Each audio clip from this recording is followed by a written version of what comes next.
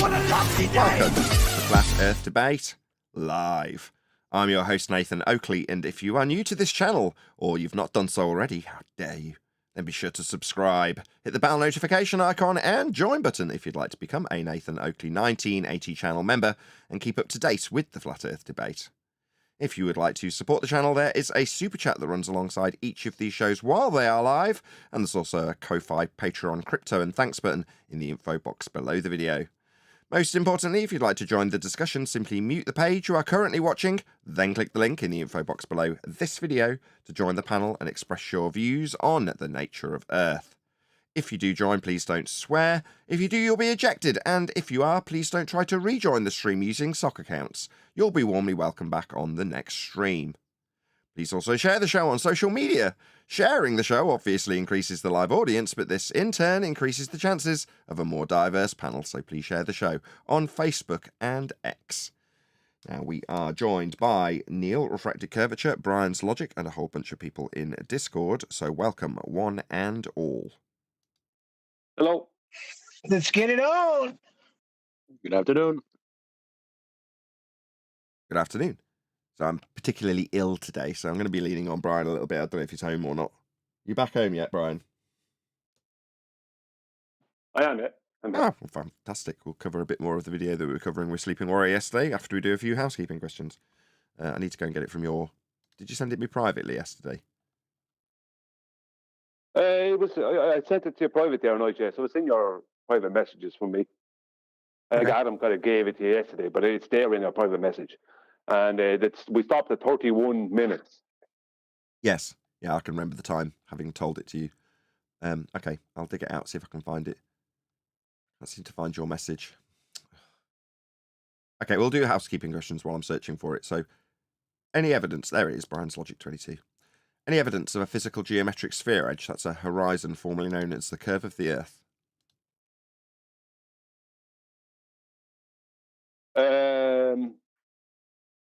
Well, if there was, they'd be referencing it when they're trying to get the latitude via Polaris and the visible sea horizon, but they're not. So, When you say no. formally, sorry, bro, I thought you were done. I am. When but you say formally known as the curve of the Earth, how come you have people come in and saying that they never said that the horizon was Earth curve That's what I mean by that. after the Black Swan? That's what I mean. That's why it's formally. No one wants to claim But Earth curve anymore. I'd push to say horizon anymore. Well, the Earth curvature only exists in the maths, the rumpus. Yeah, exactly. There is no physical geometric sphere edge for a horizon. The horizon is an Earth curve. My son claims he never said the horizon was Earth curve. Something we Sounds made up. familiar. Yeah, exactly. Well, there you go. So he's never said it's Earth curve. So basically your son's saying, no, definitely not me claiming that the horizon blocks boats and buildings and stuff like the math says, marked with an X labelled horizon, physical geometric obstruction, labelled in Alberini's diagram here at sea.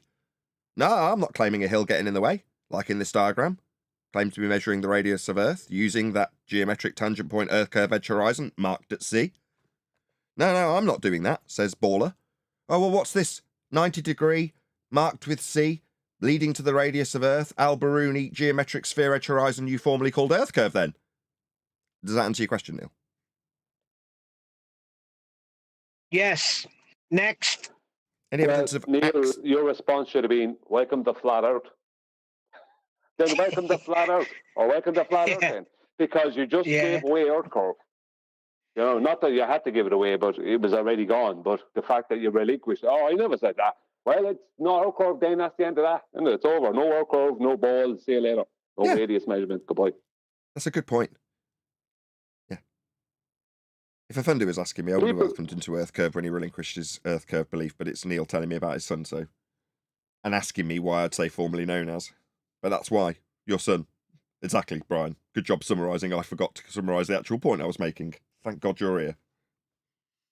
Just to quote another baller. Go on, George. At the best, you've debunked R.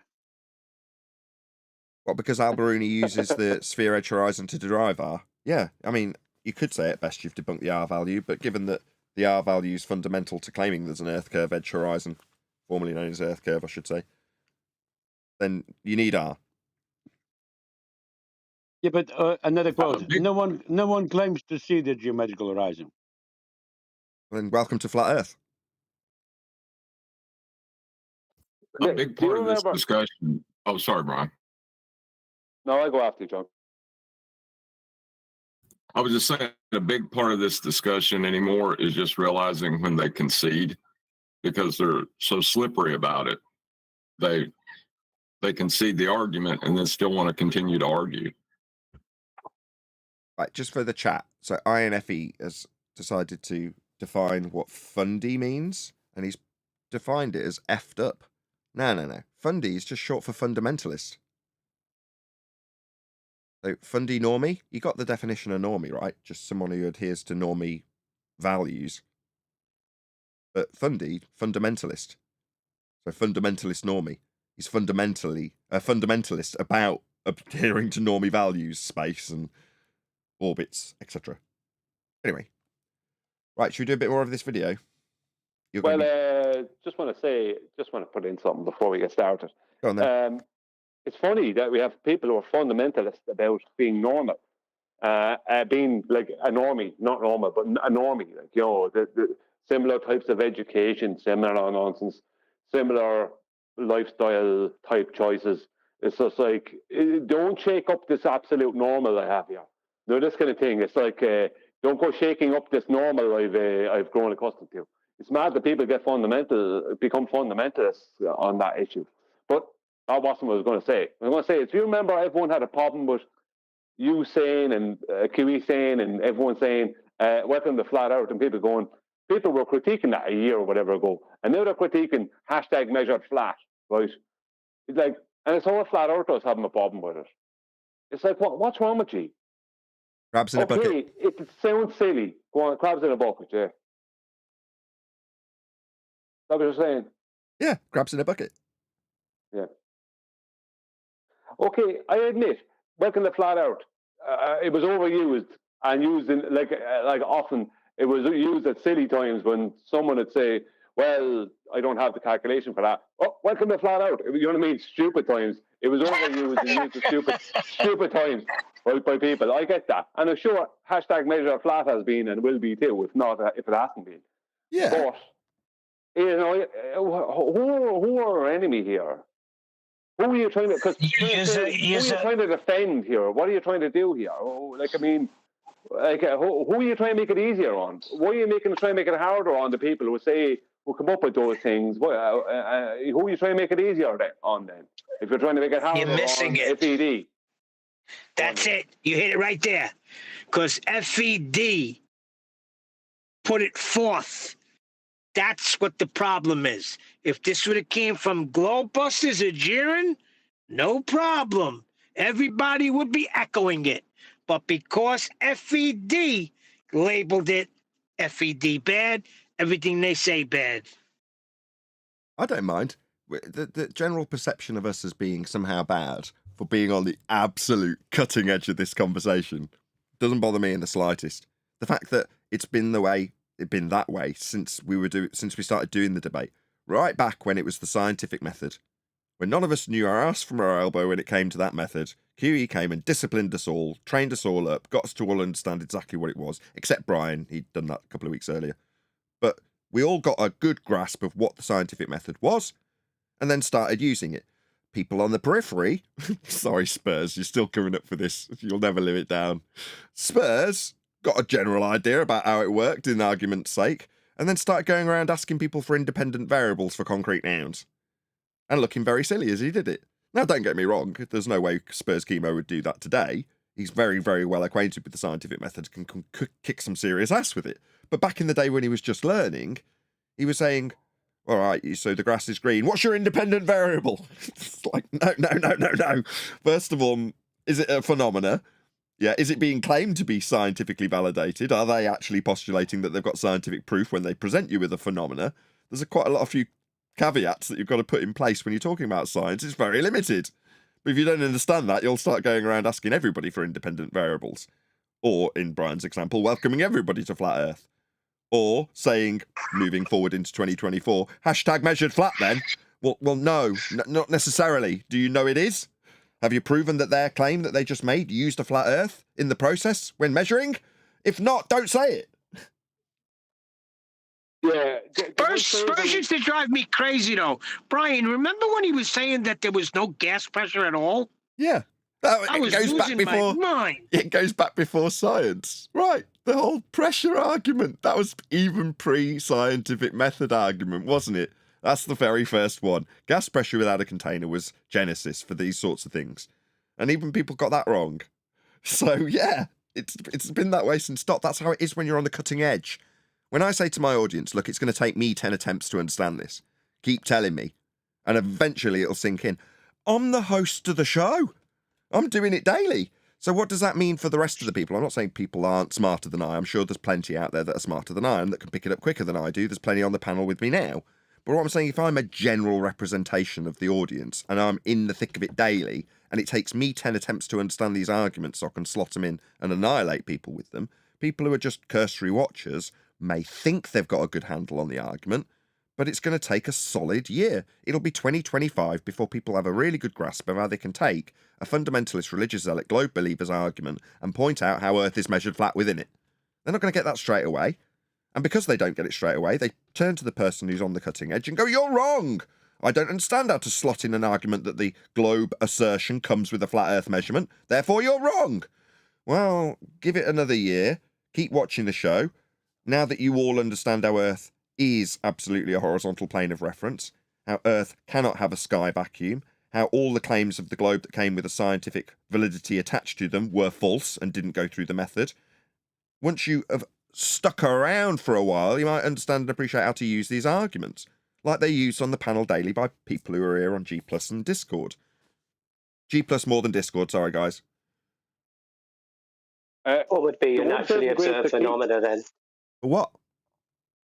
What would be your naturally observed phenomena of this flat thing that could be you would look at and you would say, well, that looks horizontal, let's measure that just to check if it is. Oh, way to demonstrate that you haven't got the slightest idea how the scientific method works. Is horizontal a phenomena? No, but you're the flat. No, Dumbo. Maybe you should sit down and shut up, Edda Bear, you stupid Dumbo. No, it is not a phenomena, yet you're asking me what I would do with it as a phenomena in the scientific method. Sit down, shut up, you don't understand science. You're about 5 years behind the rest of us, Edda Bear. Stupid man. You said that Stupid man. Like Spurs Chemo, doesn't understand how the scientific method works. Ask me to science a concrete noun. What a clown. You are 5 years behind everybody, Edda Bear. You don't have a naturally occurring phenomena. What, in the horizontal that you asked about? No, you don't have a phenomena. In your question, you asked me to justify with the scientific method when it's not a phenomena. You stated horizontal. You are a bonehead. You don't understand science. You're about 5 years behind the rest of us. Now sit down and shut up. You claim horizontal. Shut up, silly man. What's the observer? Do you not understand a direct command from you, the ignorant one, who's just asked me to science a concrete noun? That means you have demonstrated yourself unbelievably stupid, and now you can sit down and shut up. Not keep talking. It's that simple. Based on your ignorance, I'm telling you that no, nobody's going to be sciencing concrete nouns as you suggested, Edda Bear. Based on your ignorance, you've got nothing else to offer this conversation. Sit down, shut up. That's 4 times. I'm just asking questions. That's right, all. well, then you're going to get kicked out because you're asking questions about how we'd science concrete nouns. That makes you moronic and you're no longer a part of the conversation. Get lost, you stupid man. Go and learn how science works. Right after Nathan explained how Spurs Chemo in his amateur days didn't understand what the scientific method actually was, you come with that stupid question. Way to go. Yeah, absolute perfect timed classic example of somebody who doesn't understand how the scientific method works, so they ask you ask you about a concrete noun, now it's going to be scienced. What? Yeah, way to demonstrate perfect example of not knowing how the scientific method works and trying to catch me out with your total ignorance of it. Are you going to phenomena horizontal? No, stupid old man. That's not how it works. Clearly you don't understand it, otherwise you wouldn't be asking that question.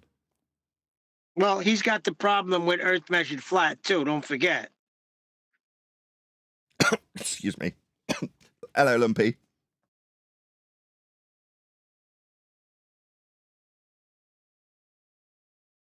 Right, can you hear us? Go on, Lumpy. Can you hear us? He's flashing. He's just not talking. Okay. Well, I want to thank Lumpy, because Lumpy took us through. Admittedly, it was the 9th time we'd done it, but the exercise of questioning our validity for hashtag measured flat. And at the end of the process, he was, I hope, quite pleased with the outcome, and I thanked him for critiquing us. I just wanted to do that again. Also, Stacey, I want to get in touch with her. I'm sure you've all been seeing me trying to track her down in the Skype threads. But I want to have a little chat with her like I wanted to have a little chat with Lumpy, but that was fulfilled yesterday. Because from listening back to the show, she was hard done by as far as she was concerned. Now, right or wrong, I want to at least talk to her about that. Because listening back, you go, okay, yeah, you seem pretty pissed. Rather than all the commenters which have gone, oh, you've lost control, Stacey, which is what I said to her in the moment. Not reasonable. So therefore, I'm going to have a chat with Stacey if I can get a chance to. But as it worked out with Lumpy, it just seemed to happen after I'd got off air. He joined the show yesterday and we happened to have it out for 2 or 3 hours, which was wonderful. So Lumpy, hopefully, if you're just not wanting to chat on the live stream, that's fine. But I felt that Lumpy... Can I be heard? Yeah, you can now. Go ahead. Apologize. Yeah, it was a good conversation, and thanks for the time. And I appreciate the open door and to not get my head chopped. Appreciate all that. I'm just trying to help. That's all. You are. It was heated between you and Brian. That's how it's supposed to be. That's what this show is all about. The fact that we're being confronted by our own side to say, no, I'm not 100% sure that you're right with this hashtag measured flat stuff. So I'm going to explain my criticisms and my feelings on it. Not feelings, that's the wrong word. But you know what I mean. How I see this. And critique it. Yeah. Well, at the moment, as I pointed out to you, there's plenty of globe earthers that aren't critiquing it. What they are doing is admitting that it is measured flat, but that's only because it's so big and that. So they're happy to use the phraseology. I'll give an example of that. I gave it you yesterday. I'm going to play it for the audience in a minute. But yeah, it's that's how it is. You know, once you get to the point of no. Is it actually a measurement of the reference that you take your height of eye to when you measure the ground and how high you are above it with respect to the point in the distance that you're going to be measuring with the horizon? That's the ground. But it's the angle that's actually the measurement. Therefore, is it strictly true to say hashtag measured flat? Well, to ask this argument, you've got to understand and reference the horizontal plane of reference that is Earth to be critiquing this. Therefore, who cares? Right. Not who cares. I do care. Yeah, I do want to have the conversation. I don't want to... This is coming off badly because I'm poorly. I just don't want to give the Globers any kind of like a foothold in that at all. That's one of my concerns too. Is that I don't. But now that you've said it in my opinion in that way, then it proves that you have a firm grasp on the understanding of it, and that's kind of where we need to be, in my opinion. I completely agree. But you've got to remember that we were discussing it. I'm going to go with 2 months before we even entered into 2024. We were discussing how it was going to be phrased that way. I know. I remember. I was trying to come up with something too. I couldn't. I still can't. If I could, that was real good punchline. I would. Ultimately, it is measured flat. Well, there's calculations involved, but at the end result. But yeah. I couldn't either. This is a humbling thing, flat Earth, for sure. Like you had mentioned, there's nothing more powerful than Earth measured flat. He's giving his testimony. Can you just let him? Yeah, it's just it's how it's gone the whole time for me. It's I have to hear the argument and then have to work it out for myself. And for example, I would say triangulation when it's celestial navigation. Then I had to DMQE as to why not triangulation, and it has to do with that Z height. Then I had to agree. Okay, but I had to ask the question and I had to get the answer because I couldn't work it out for myself, right? And I was grateful he answered. Yeah, every time I have a question, he answers. So yeah. It's been really awesome in all ways to be part of this, but very humbling because, like I was trying to say, none of this stuff I've been able to come up with on my own. I've had to hear it. At least I resonate with truth, and I can understand it once I presented with the idea. So, and thanks for everything, Nathan. Your show is you and QE got my head straight, and I really appreciate that. I suppose we're not monsters. You know, and we've got people like Brian, who can thrash these things out in a very educated manner, better than I, because he's less lazy. Before he corrects me, I just want to play this clip because it's a specific example where one of our opponents has, they're not objecting to this Earth is measured flat, they're agreeing with it, and I just want to play this so you've got an example on record. In my opinion, basically to extrapolate this, yes, you are measuring the Earth flat, but the Earth is not flat. That's what we need to get at. I love that. Anyway. You're missing the biggest one of those, Nathan. Everyone's a winner at Curry's. Claim a guaranteed reward of between £10 and £2,500 on selected. Clearly not on the ball, sorry. Yeah, you're missing the biggest one of those. Because every time MacToon brings up his challenge, he's bringing up the start of his challenge is where he has measured a horizontal plane. The start of a challenge every time MacToon is hashtag measured flat MacToon, because the start of his challenge involves measurements of a horizontal plane. You know how many times I've told him that personally? How many times 88. I've told MacToon personally? 88 times so far. I'm sure it'll increase. When I get to 100, I want to beat Conspiracy Cats being, I think it was 100 plus. I can't remember the exact number. It might have even reached 120 times that I told him you can't have gas pressure without a container. Without him responding to it. Well, with Toon, more recently, it's you're going to need a flat earth for your elevation angle measurements used in your challenge, Toon. 88 times. What I don't get is why it's always people who aren't globers who are critiquing the hell out of things. And I understand critique, fair enough, you want to critique it, you want to find out why someone's saying something, and it can end up in a situation like with Spurs years ago where he didn't fully understand the scientific method, so he ended up using it at times where it wasn't applicable. That can happen with people. But why are people so worried about what the ballers are going to say or do? Who cares? Yeah, we've got dicks like Eddie Bear. Leave them say it and do it, and then we'll deal with it. Because they're not. You can predict them, and they're predictable and unpredictable at the same time, if you understand what I mean. It's like you're wasting your time. You kind of know what they're going to do and what they're going to say. And if people who aren't ballers are critiquing the hell out of other people who aren't ballers, the ballers don't have to say anything. You're doing their work for them. Leave them do that work. Yeah, Leave them do that. I completely agree. And not only in the sentiment of getting them to do the work to bring in the subject, they should be making the claims. We shouldn't be preemptively telling our opponents how Earth as a ball should but doesn't work. We should be telling people Earth's measured flat and showing them examples. They're on screen now, by the way. Yeah, well, they say hashtag measure flat or Earth measure flat, right? It's an okay statement to make as long as you can support it with some information and knowledge. If you can't support it with information and knowledge... Don't say it. Or don't say it. And if you hear a baller talking about orbits, right, you can just say you're going to need a flat plane for that. Because they will, right? You can say that to them. Hold on. You've told them don't say it if you don't understand it. But you've said orbits require a flat plane, which they do. I've done a full video on it. I'm sure you did one a couple of weeks prior. But nevertheless, understanding how orbits require a flat plane is fundamental if you're going to say that to a baller. Your orbits need a flat plane. How? It's on a Nathan Oakley 1980 video. I'll just go and get it. No. Just understand how it needs a flat plane before you say it. Yeah, but that's what I'm talking about. I'm talking about you have to have the information before you say it. Like, I don't use the term hashtag measure flat. Right? I don't use that because flat's a description. Right? We describe the Earth as flat, but it's just a description. A way of it's a description of a surface, an overall description. So you're not measuring a concept, you're not measuring a description. But if you're talking about celestial navigation and aerospace, you're measuring horizontal distances across a flat horizontal plane that can be described as flat. Right? So in that, you can go through it that way and say, because of those parameters I'm adding in, I can make the statement that hashtag measure flat.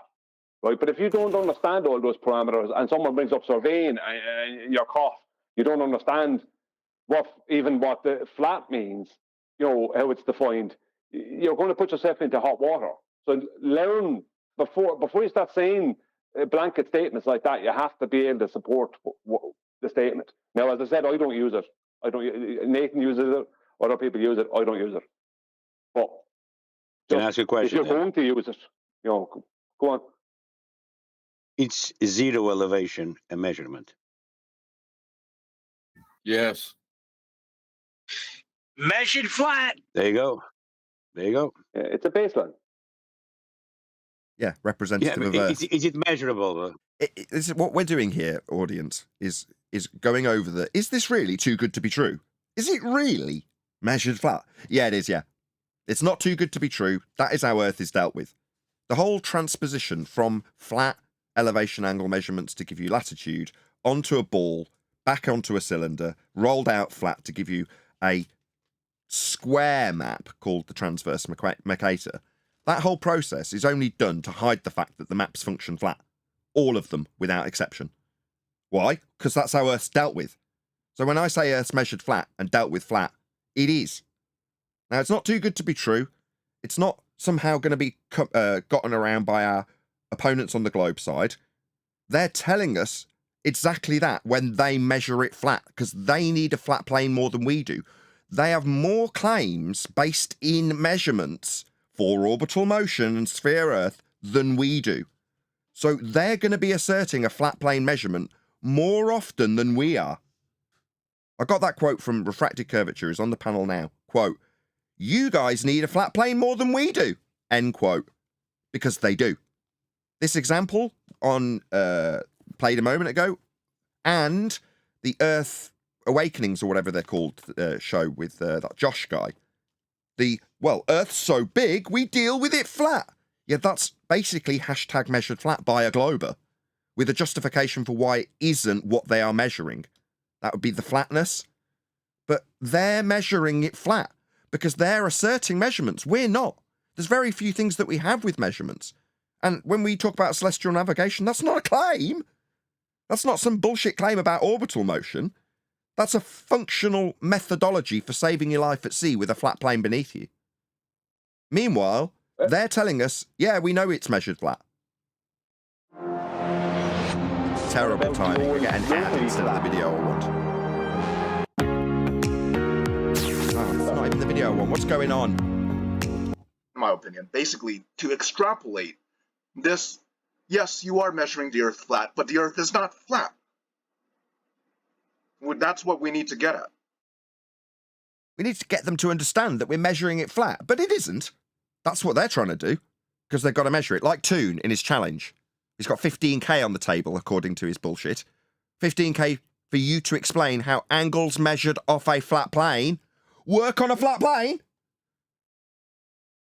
That's what he's doing for his challenge. Toon needs a flat Earth measurement of elevation angle measurements. He's got 3 of them in his challenge. And he's asking you how to work them on a flat Earth. Doesn't tell you how he got them. He got them from a flat Earth. They're angles off a flat plane. They need a flat plane more than we do. Get used to it. This is not too good to be true. Hashtag measured flat. Well, the thing is, right, that the latitude and longitude grid could only have been measured and can only be measured. You can only get your latitude off a flat plane, right? So that is the baseline for all maps, after that. So the coordinates that they might place onto somewhere like Sydney or Perth or somewhere else in South Africa, whatever, they'll be wrong, right? But they'll fit a globe, but they're still going to be on. They're still going to have to to come back to, when you're talking about actual navigation, you have to come back to the Earth treated as flat. You know what I mean? Because aerospace treat the Earth as just a flat plane, a flat unmoving plane. The celestial navigation treat it the same. No matter what you do, that's what it comes back. When you have to address reality, you can't bend it and warp it into something you don't want it to be, or you might want it to be. You know what I mean? You have to. We're talking about measurements of big areas. You know what I mean? Over whatever, a short distance or whatever distance, over whatever period of time. You know, if you're talking about an airplane flight from like the London to Los Angeles, 11 hours. 11 hours of what? Of not accounting for our curve and rotation. That's 11 hours of that. So what is it then if you're not accounting for any of these things? What are they measuring? What's that distance? That's a horizontal distance that's parallel to what? Parallel to being sea level. Indeedy. Right, let's get on a bit more with Anthony Riley on Flatsoid's channel. So, oh no, wrong video. So, as is always the case, please let Flatsoid know at Nathan Oakley 1980 sent me. I'm sticking a link to this video in the live stream chat right now. So if you are watching live, please click on the link and share the algorithmic love with Flatsoid. If you're not already subscribed to Flatsoid, I don't typically advise people to subscribe, but he is a friendly. He's on our side. So yeah, check him out. Subscribe today. Leave him a comment. Help him in the algorithmic love. And hopefully if I can tell people to do that. I wouldn't normally, for a friendly, add this little disclaimer, but the whole point of getting people to go over to other channels to say at Nathan Oakley 1980 sent me is so that were the person to respond, they would put a link to my video in their video, helping us in the algorithmic love which we so sorely are lacking from YouTube. Hopefully that's given enough time for the people who have gone in and let Flatsoid know at Nathan Oakley 1980 sent me to get back, and we can carry on with this video. So we're at about the 30-minute mark. Check out yesterday's video if you want to see what we've done up until now. It's on let's say universal primer. That's there.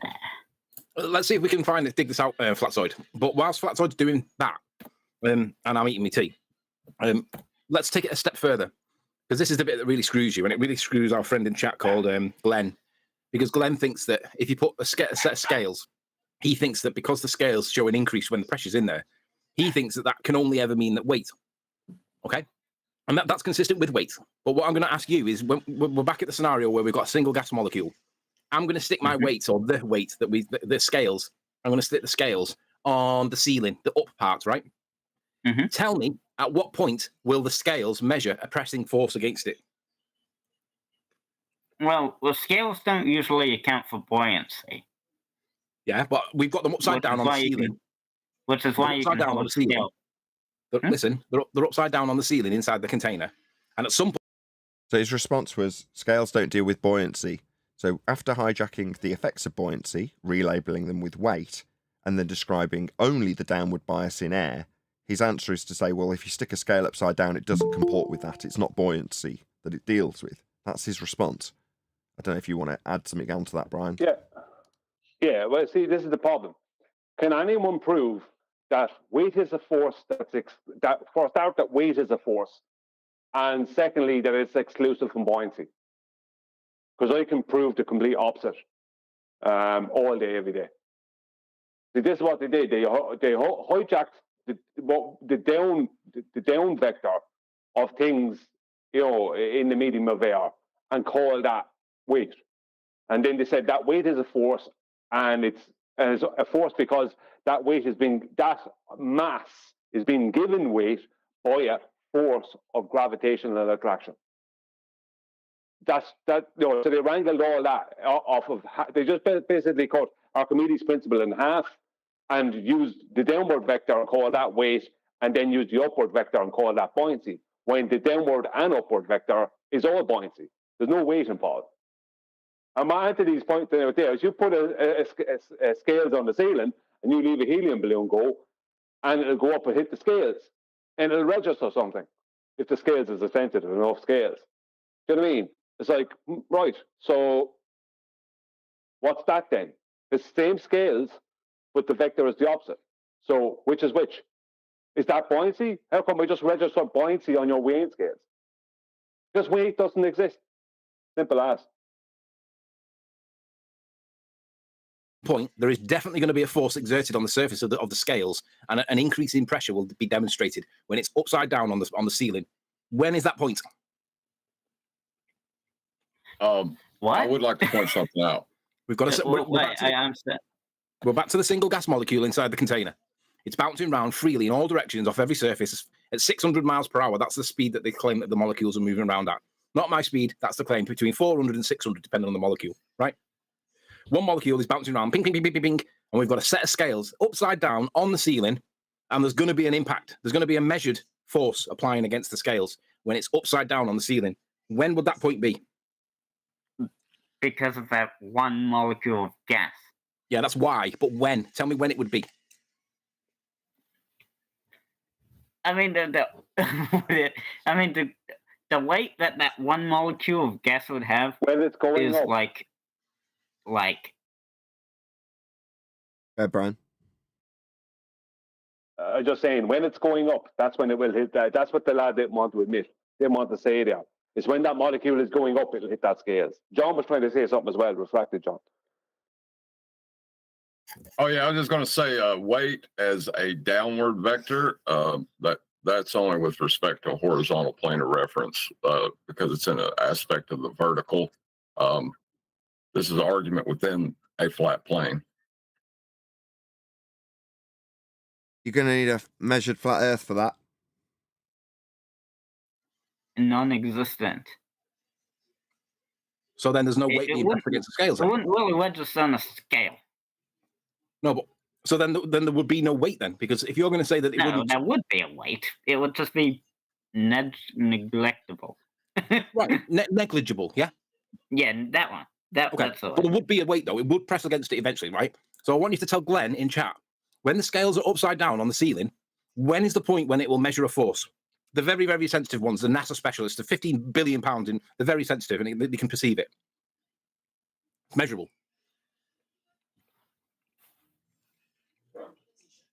Come on. We'll spin through while I'm being fed. I hope you guys are enjoying this. Thank you for everybody that's just joined. Good to see you guys. Hit the likes, share the show. Say again? It's good to hear it because the little bit of silence shows that he's waiting for someone to tell him what to say or what not to say. Because what he's not saying there is, Anthony's saying, so when is that one molecule, when will that register on that scales that's on that ceiling? What the guy has to say is when it's going up, right? So not weight then, right? As weight is defined as a linear downward vector force. So when the molecule is going up, it can only be going up if it's going to hit the scales on the ceiling, but the guy doesn't want to admit it. And he's waiting for someone to give him what it seems to be sitting there waiting for someone to type out what to say to him. And then he's going to say that to Anthony. Or tell him to take this tactic. Really do appreciate it. I've got all night to wait. I don't mind waiting. I'm just trying to really quietly eat my tea as well. You can probably hear me, but take your time, Luch. It's fine. So yeah, it's just the same thing that I said basically. Like gas. Okay, the comparable volume making it more challenging to detect with ordinary scales. But everything that you just said there was incoherent. I didn't understand any of it. Oh, okay. So gas does register on a scale. But when? But the weight of a gas is often much less than that of a solid or liquid substance of comparable volume, making it more challenging to detect with ordinary scales. These are super sensitive scales. These are from NASA. They cost £25 million, and they're able to measure the negligible impact of a gas molecule against it. Just one. This is not hypothetical. This is real. You can actually buy them. They're super, super sensitive. Right. I want you to tell me, when will the scales measure the force of the molecule, or when will it measure the weight of the molecule when it's hanging upside down from the ceiling of the container? Come on. So really simple. A 5-year-old knows this. You know it, but you just don't want to say it. Well, take the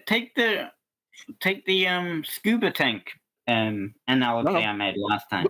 We'll come to scuba in a minute. We're going to finish this point first, because I'm not happy that you're not answering. We all know. Just for the audience's benefit, Anthony Riley has not forgotten that the guy lied about the definition earlier. So they've been trying to hunt down that reference, and he's like, well, I'm just eating my tea. We'll move on to scuba tanks later. But he, meanwhile, has not forgotten that the guy made up a citation about, I don't know, 10 minutes ago. No, that you know the answer. Well, and we all know listen to what he said a few minutes ago. It's obvious he's reading that straight off a screen. Now, you'd have to read it. If it's a citation on a screen, you'd have to read it. But he waited around till that point came for him to read that, because he's waiting for someone is typing it out and sending it to him. Right, because he said exactly what I said, and then he read it off. Yeah, because so he's not speaking naturally there. Yeah, he's not speaking naturally. He's going, bloody, blah, blah, blah, blah, blah, bloody, blah, blah, blah, like as if he's reading it off a screen. Yet he's trying to act as if that's coming out of him naturally, as if it's coming from his brain to his mouth, and you know what I mean, and out audibly. Like, no, you're reading that off a screen and someone's typing it to you. And that's what's happening. You know, and he will not admit that when that scales will register what he's calling a weight, when it's on the ceiling, is when that gas molecule hits it. He won't admit that. Because, and he's been told, don't admit that, just keep avoiding it. Scuba tanks. What do you want me to say? I want you to explain to me, when will the scales show that there's a weight to the gas molecule when the scales are upside down on the ceiling? When will it show the weight? What? Come on, it's not difficult. You know, we all know that you know the answer, and we all know that you don't want to say it. When the gas particle goes up, we'll keep reiterating it every time this Fundy ignores it. What is the answer you're looking for? When it goes up, that's what gas does. You've just got a downward bias, and you need gas to go down, go boom, boom. That's why I was trying to explain to you, with your explanations coming out, about how it goes up when there's a scale on the ceiling. You just don't want to say it, because that means gas don't go down, go boom, boom, go splash, splash, and form puddles and homogeneous layers pressing down on the gases below, as is described by the citation that you gave. Oh, come on. And it means that weight is a joke. Yeah, exactly. Let me change it. Let's go to the basics, and we'll put it on the ground. So now it's on the bottom surface. When will the scales show that there's a weight to the molecule? What? We've got a container. It's just cube. See, at this point, when the guy's like, when will the scale show a weight? When your opponent says, as a reply to that question, just say, I'm done with this man. He is mentally retarded and can't answer a simple question about when a scale will show weight. His answer to my question about a scale showing weight when it's on the ground was, wah! This guy's a moron, a complete waste of time, isn't he? He's sneaky now, though, Nathan. Rather than him being he is a moron. But the point is, he's sneaky, because him saying that, what, you know, as if what kind of weird question is that? It's like he doesn't want to answer that when the molecule hits it. He doesn't want to answer that because he knows then Anthony's going to switch it around and put the scales on the ceiling and go, when the molecule hits the scales on the ceiling, will it register the same will the same number come up on the scales? Yeah, I get that. He doesn't want to say when the molecule goes down and hits it, because then Anthony will say, okay, so when it goes down on the ground, when's it going to hit it when it's on the ceiling? When it goes up? He doesn't want to say either. Yeah, I get that. A cube-shaped container, yeah? And we've got a molecule bouncing around at high velocity in all directions randomly, and we've just got a set of scales on the floor. They were on the ceiling upside down, but now they're on the floor. Okay. Yeah. When will the scales register a weight? When we put the container on it.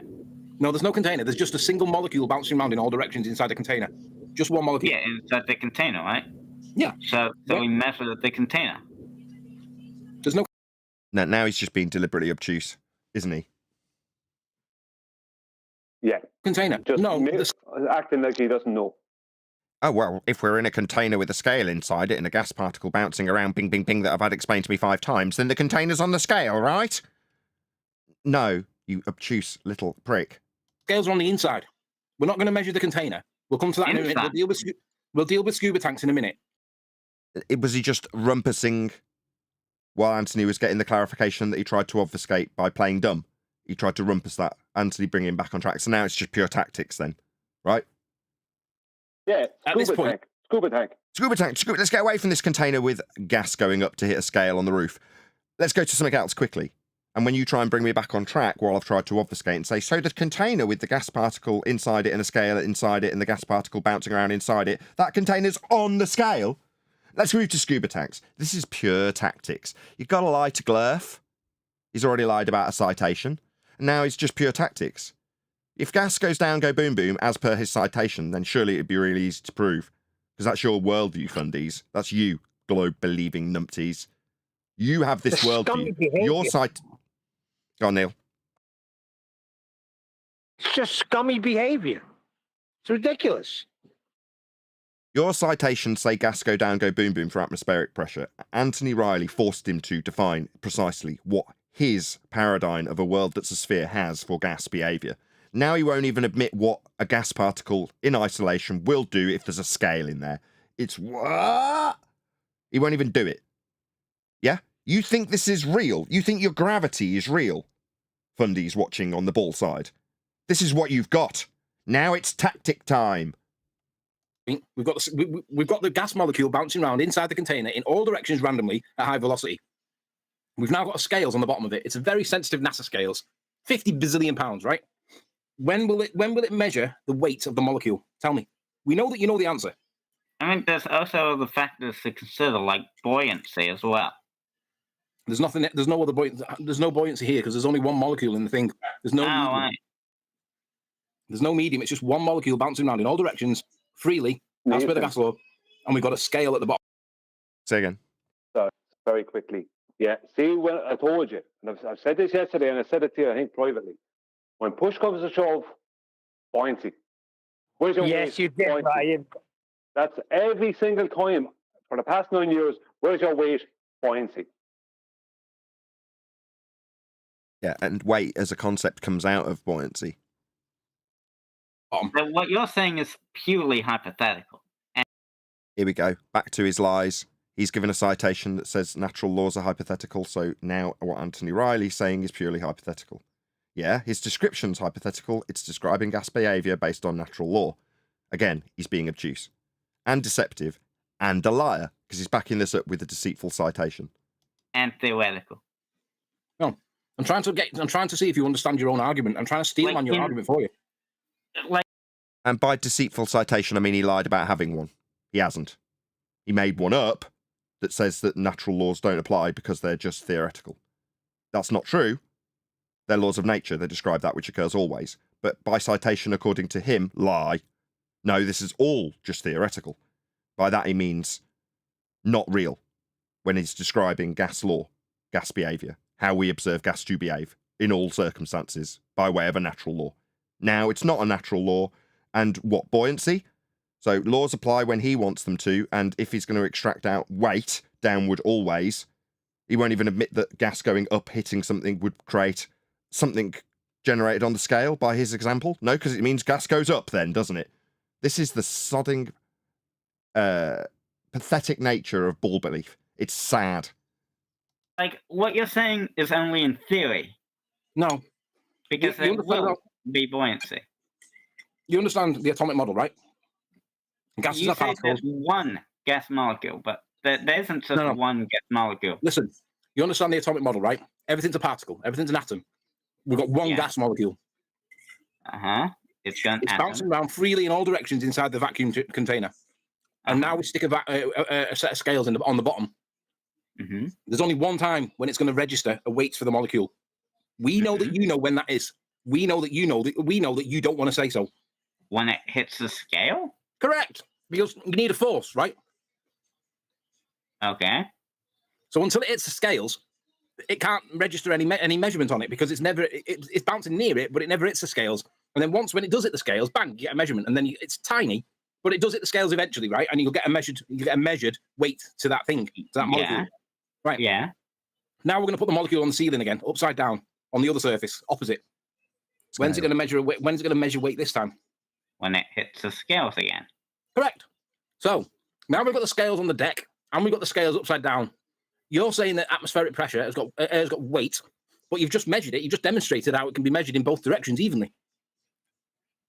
Because it has weight?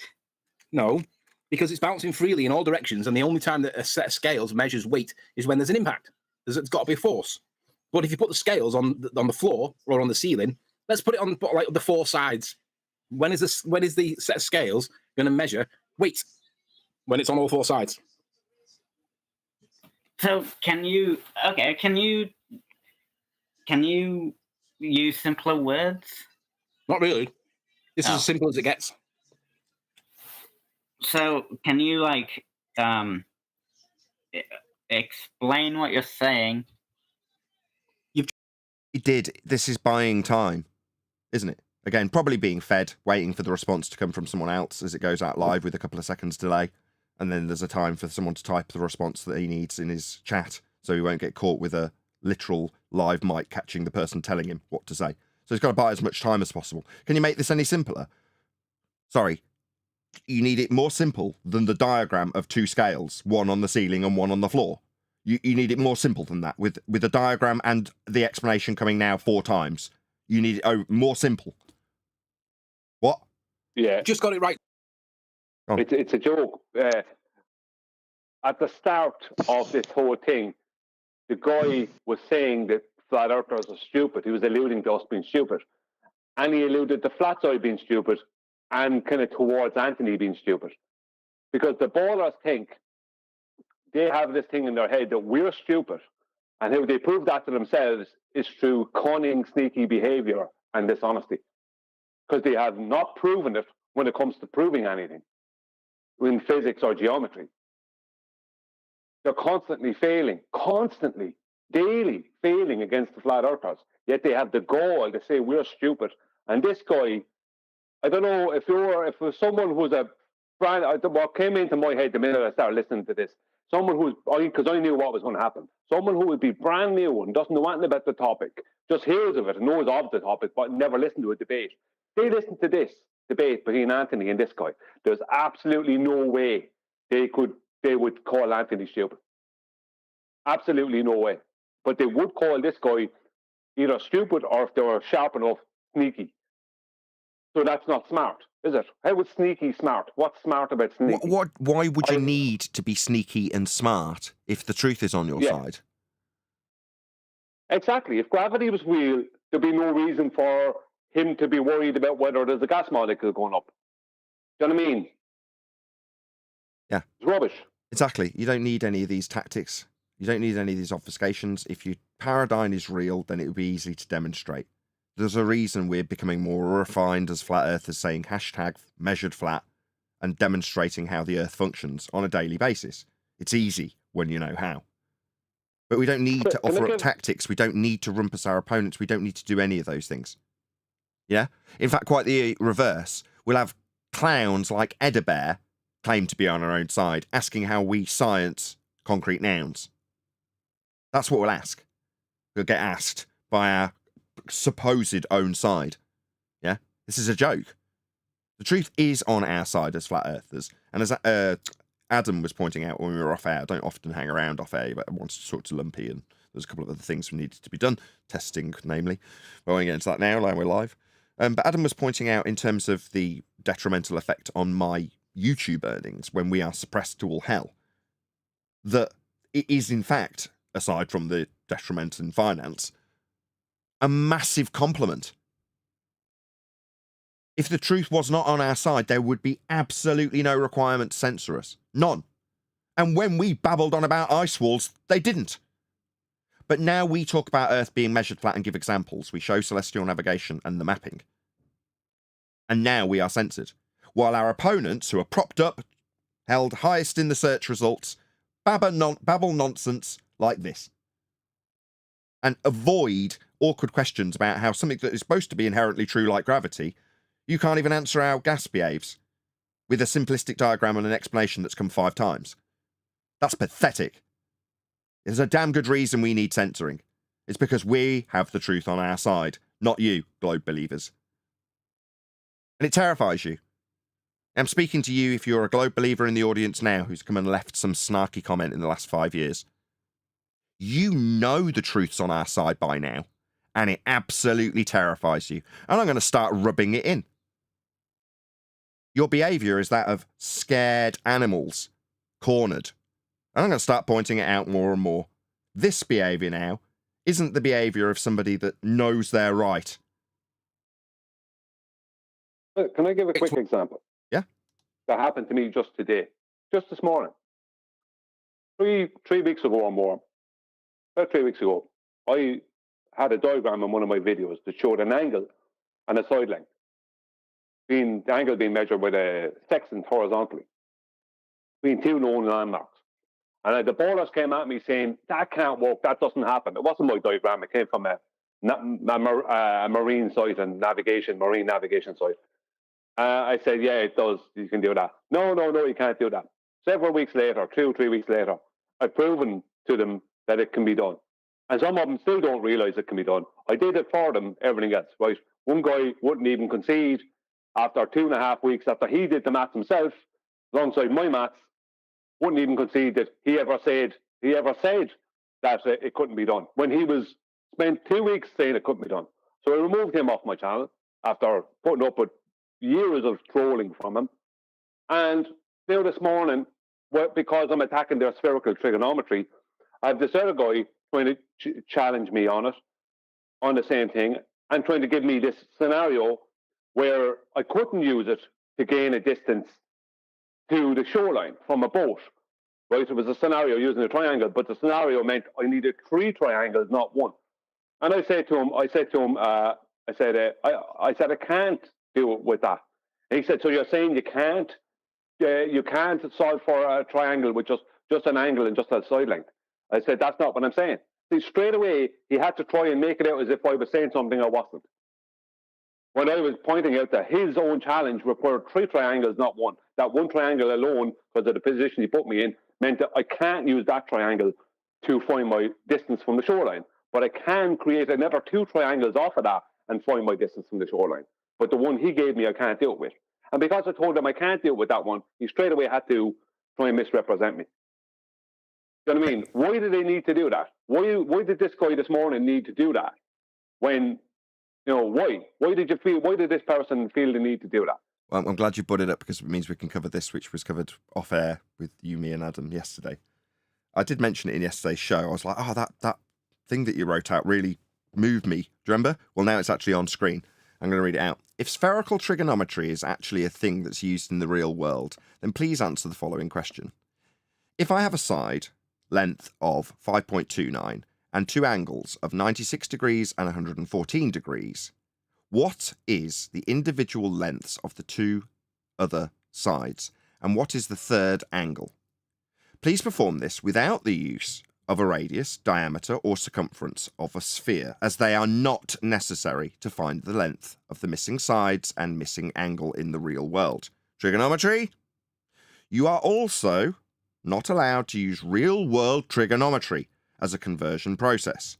You must purely use claimed spherical triangles.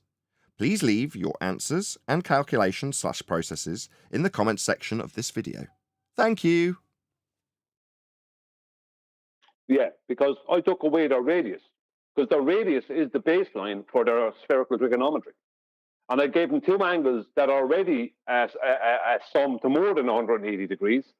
So they don't adhere to 180 degrees as a baseline. In trigonometry, you must adhere to 180 degrees. It's triangle, straight lines and 180 degrees internally. You can't have less or more, has to be 180. That's what allows you to do trigonometry. But they claim curved lines and more than 180 degrees. Okay, then I'm taking away the radius that you're going to use as your baseline. Now you don't have that radius, which has nothing to do with trigonometry. Now do your trigonometry, your claim spherical trigonometry. And all I've been getting is attacked simply because not one of them, and anyone can go to my community posts and see it, it's on the community post, and look into the comments. It's that I'm stupid, I don't know what I'm talking about. I know all about maths, all this other rubbish, yet not one of them can complete the challenge.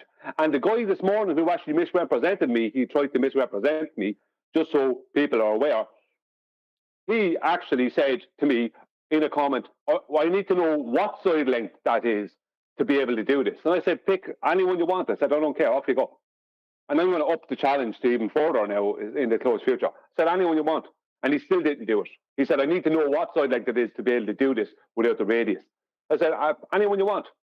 No, never did it. He came back attacking me and then trying to misrepresent me. And I got to the point where I actually did his challenge which was a stupid challenge involving a situation where I couldn't get my distance to a shoreline with the triangle he was trying to have me create.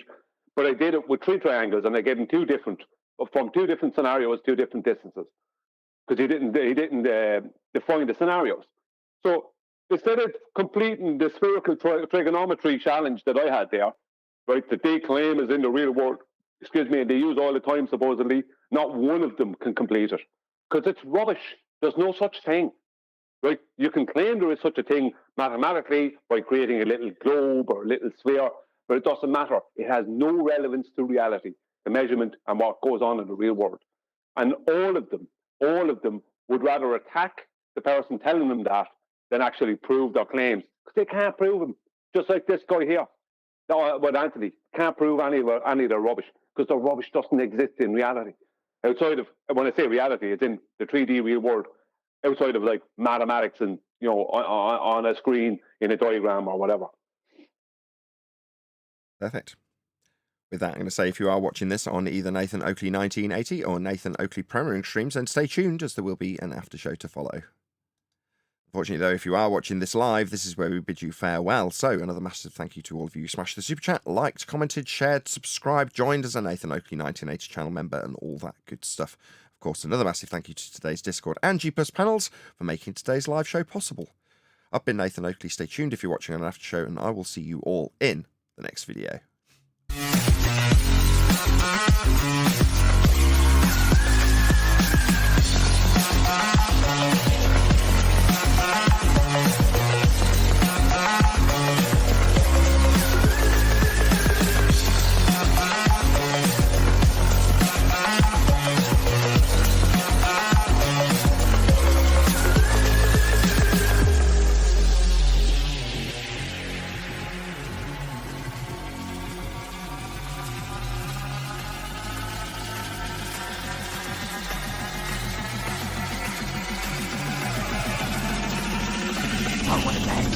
What a lovely day!